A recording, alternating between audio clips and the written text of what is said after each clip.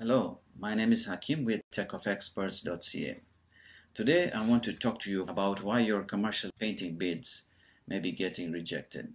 We all know the drill, right? You receive an invitation to bid from the GC by email. At least that's how I get all my invitations to bid. Then you respond with a yes if you feel the project seems to be within your capacity to perform. By capacity I mean skill-wise, crew-wise, and financially. Then here comes the frustrating part. You read the specs, you look at the drawings, maybe even do a site visit or a walkthrough if it is a tenant improvement. Then figure out the scope in terms of your man hours and materials. Then you submit your painting bid. And then you wait, and you never hear back from the GC. Eventually you realize you didn't get the contract. So what went wrong? It could be one of these 7 reasons. Number 1, the first one is obvious. Your GC didn't get the contract, so you don't get to do the painting on the project either, no matter how low or great your bid is.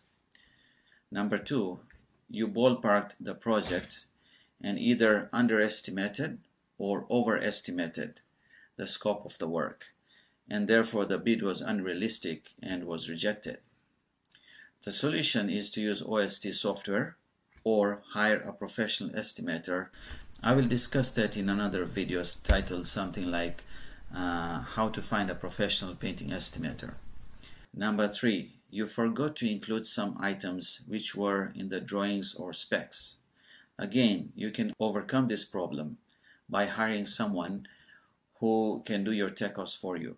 Number 4, you forgot or neglected to give a breakout price for some portion of the project, as may have been requested in the bid documents. You need to be more careful about that. Number 5, you forgot or neglected to take into consideration the last addendum link or file sent to you. Sometimes an addendum is issued requesting an option B pricing, so always check your emails to see if there is any last moment addendum before clicking that send button. Number 6, another painting contractor has a better working relationship with the GC, and the GC is carrying pricing from that subcontractor he deals with on a regular basis. In this case, there is not much you can do except keep on sending bids and following up with that particular GC if you have time, and hopefully the GC will eventually consider trying you out if your bid is either lower and or your bid document is presented professionally with all the details in a better way than most other subcontractors. Number 7, you sent in the bid only hours before closing and the GC had too many other bids to look at and they did not have time to look at your painting bid. In other words, it is just bad luck. Now you can reduce your bad luck, if you believe in bad luck, by sending in the bid earlier, perhaps even the night before it is due, so that it is looked at by the senior estimator first thing in the morning, before the other bids come through.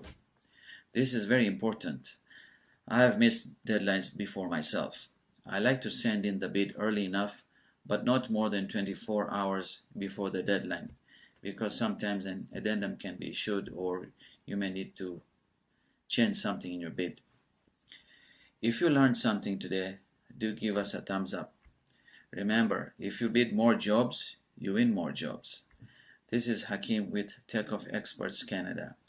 If you click on the subscribe button, you will learn more in my next video.